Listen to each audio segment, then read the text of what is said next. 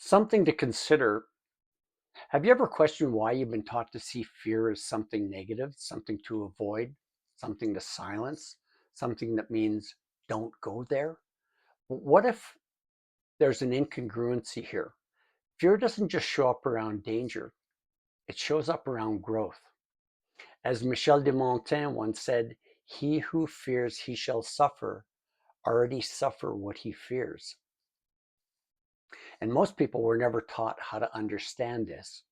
Hi, I'm Judd.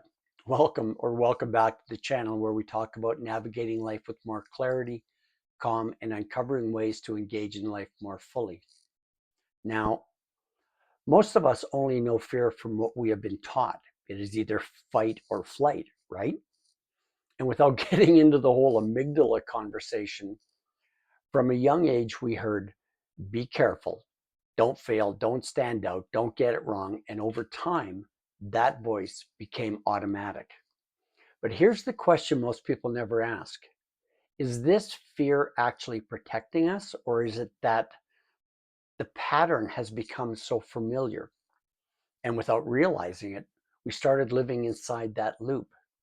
As Krishnamurti said, fear is not a problem to be solved. It is something to be understood. At some point, though, for a lot of us, as we've gotten older, we've started to notice something.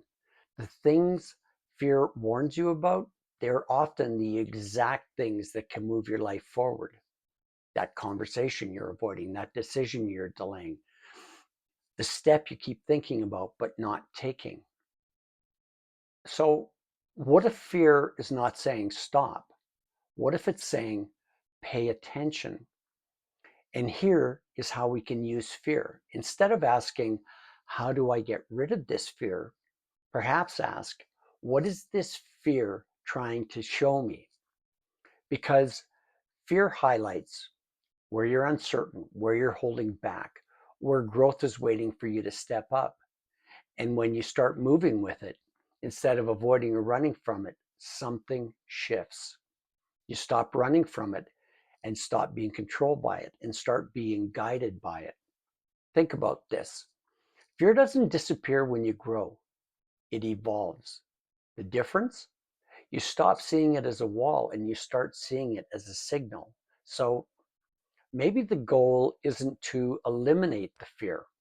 Maybe it's to understand it, to walk toward it instead of away from it.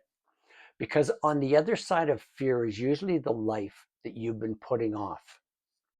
As Joseph Campbell said, the cave you fear to enter holds the treasure you seek. If this speaks to you, I would love to hear your thoughts in the comments. Until the next video, be well.